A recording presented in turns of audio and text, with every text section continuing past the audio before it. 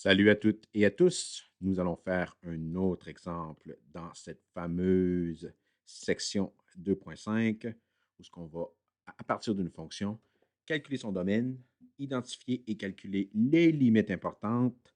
Ensuite, on va faire son tableau des signes pour finir avec un graphe possible de celle-ci.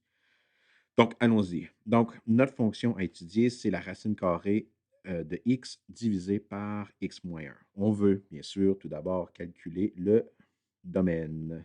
Donc, pour le domaine, qu'est-ce qu'on a ici dans notre question? On a un dénominateur. Donc, je vais commencer à gérer ça. Donc, ici, le premier point à checker, c'est qu'on a une division par 0. Donc, on ne veut pas que x moins 1 soit égal à 0. Donc, on ne veut pas que x soit égal à 1. Donc, ça, c'est pour le domaine. Et on a aussi une racine carrée. Donc, la racine carrée de x. Donc, on a la racine de x, donc la racine d'une expression. Donc, ici, on veut que le x soit plus grand ou égal à 0. Donc, si x doit être plus grand ou égal à 0, mais il ne peut pas être égal à 1, le domaine, automatiquement, boum, okay, c'est de 0 inclus. Donc, 0, c'est correct dans la racine carrée jusqu'à 1 ouvert, union 1 ouvert jusqu'à l'infini.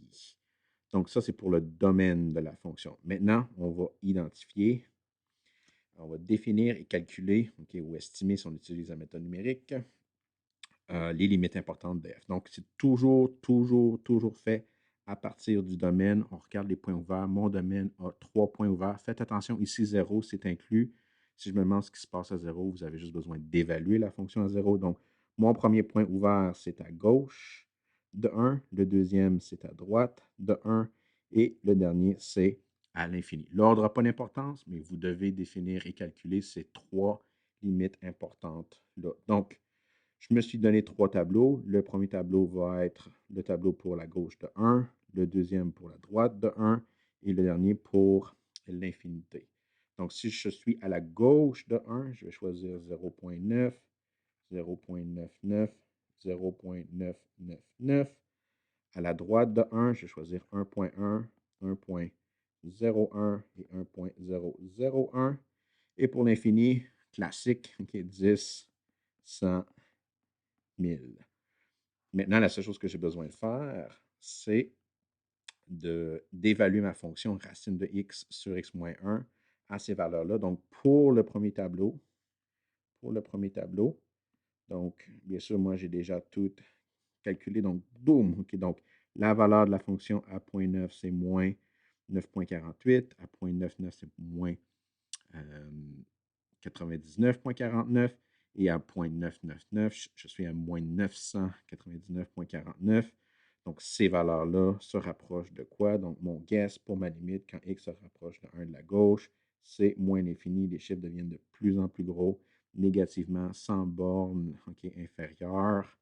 Même chose pour 1.1, 1.01 puis 1.001. Si je calcule avec ma fonction des sorties. Donc, je vous rappelle ici, je fais simplement évaluer ma fonction, racine de x moins 1 à 1.1, ensuite à 1.01 et ensuite à 1.001. Donc, ici, here we go, boom! OK, voilà les valeurs de ma fonction. Donc, à 1.1, j'ai 10.48, à 1.01, j'ai 100.49 et à 1.001, j'ai 1000.49.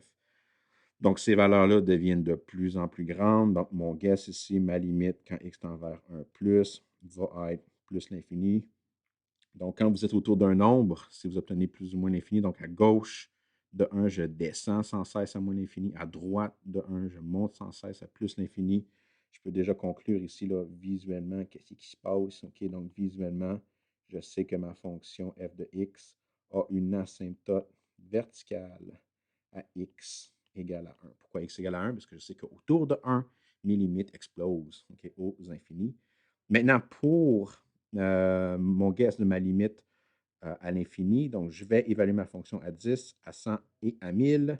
Et qu'est-ce que je vais obtenir? Boum! Okay, je vais obtenir 0.35, 0.01, 0.031. Ces chiffres-là deviennent de plus en plus petits, de plus en plus proches de 0. Donc ici, mon guess, ma limite quand x tend vers l'infini, c'est égal à 0.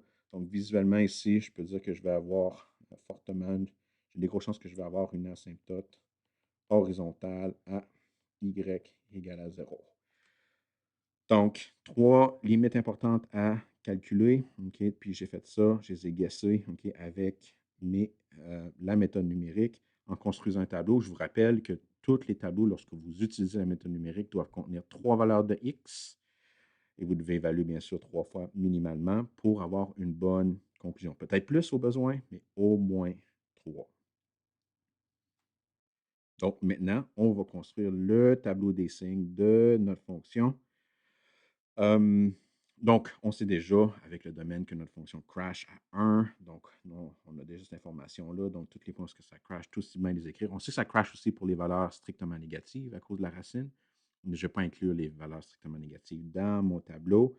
Donc, le seul qu'il y a vraiment à vérifier maintenant, c'est quand est-ce que la fonction est égale à 0. Je vous rappelle que pour égal à 0, vous avez juste besoin du numérateur. Donc, c'est équivalent à dire que le numérateur est égal à 0. Donc, racine de x est égal à 0 qui va arriver si et seulement si x est égal à 0. Donc, deux colonnes importantes, à 0, ma fonction est égale à 0, et à 1, ma fonction est non définie.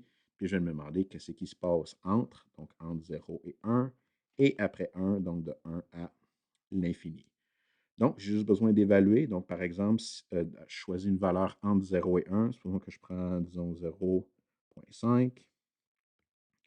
Donc, si vous avez votre fonction à 0,5, vous pouvez vérifier que ça va être strictement négatif. Donc, vous mettez un moins dans le tableau. Puis, si vous prenez une valeur plus grande que 1, à cause de la racine, moi, je suis un peu clever, je vais choisir 4. Racine de 4 sur 4 moins 1, ça va me donner 2 sur 3, qui est bien sûr positif.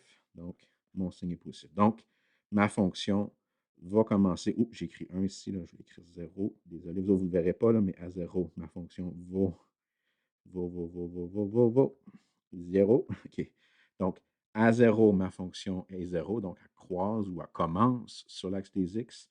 Ensuite, entre 0, peut-être souligner ça, là, entre 0 et l'infini, entre 0 et 1, ma fonction va être en dessous de l'axe des X. Et entre 1 et l'infini, la fonction est positive, donc au-dessus de l'axe des X. Puis on n'a rien à 1, la fonction est non définie à 1. Donc, on va prendre toute l'information, le domaine, les limites importantes qu'on a guessées ensemble et le signe de notre fonction pour construire un graphique possible de cette fonction-là. Donc, qu'est-ce que moi j'aime faire? Qu'est-ce que moi je vous conseille? Si vous avez trouvé des trous ou des asymptotes horizontales et verticales, commencez par dessiner celle-ci. Donc, here we go, boom! Okay, donc, si je sais que ma fonction a une asymptote verticale à x égale à 1 et une asymptote horizontale à y égale à 0. Donc, je sais que ma fonction, son domaine, c'est de 0 à 1, union 1 à l'infini. Donc, je n'ai rien à dessiner avant ou à la gauche de l'axe des y. Donc, je sais que ma fonction doit être négative entre 0 et 1 et elle doit être positive entre, entre 1 et l'infini. Je sais que ma fonction est 0 à 0. Donc, on peut aussi, si vous avez des racines, donc here we go, boom. Donc, là, mon point de départ, je sais que à 0, ma fonction, c'est 0. Ensuite, je dois dessiner une branche entre 0 et 1 qui est négative et qui doit se rapprocher de l'asymptote verticale. Donc, pour commencer, j'ai là une branche possible. Pouf, cette branche ici, elle est négative, elle se rapproche de l'asymptote verticale x égale à 1. Puis finalement, je dois dessiner entre 1 et l'infini une branche qui est positive, qui commence avec l'asymptote verticale. Boum. OK, donc voilà, voilà un exemple possible de graphe qui est toujours positif, OK, qui est asymptotique à x égale à 1 au début de 1, autour de 1, à droite de 1, et qui s'en va vers 0 lorsque x devient de plus en plus grand. Encore une fois, je trouve que ça vaut vraiment la peine d'identifier les limites importantes sur votre graphe. Donc, si la première limite qu'on a calculée à la gauche de 1, je le vois là, ma fonction s'en va à moins l'infini. À droite de 1, la fonction s'en va à plus l'infini. Et à l'infini, je le vois, ma fonction se rapproche de 0. Donc, toujours en garder en tête que le graphe avoir cette, euh, doit avoir cette propriété-là, donc de se souvenir là, des limites importantes. Puis je ne peux pas assez stresser le fait que lorsque vous avez terminé avec votre graphe, la manière qu'on corrige, si votre graphe donné est le bon, d'une certaine manière, on ne cherche pas le bon graphe, on cherche le graphe qui est consistant avec le domaine. Lorsque je regarde cette fonction-ci, la fonction commence à 0, elle est définie jusqu'à 1, mais à 1, il n'y a aucune sortie. Ensuite, elle est définie de 1 jusqu'à l'infini, donc c'est consistant avec le domaine qu'on a trouvé en A. Les limites importantes, à gauche de 1, ma fonction s'en va à moins l'infini. À droite de 1, elle s'en va à plus l'infini. Et lorsque je m'en vais à l'infini, lorsque x s'en va vers l'infini, la fonction se rapproche de 0. Et finalement, le signe, je vois que ça commence à 0. J'ai une branche négative strictement entre 0 et 1. Et j'ai une branche qui est positive entre 1 et l'infini. Donc, toujours garder en tête que toute l'information calculée doit être compatible avec l'information visualisée. Donc, anyways, that's it pour ce deuxième exemple du chapitre 2.5. Assurez-vous de bien maîtriser ces exemples-là. C'est des exemples super importants. All right, that's it, that's all. Bye bye, là.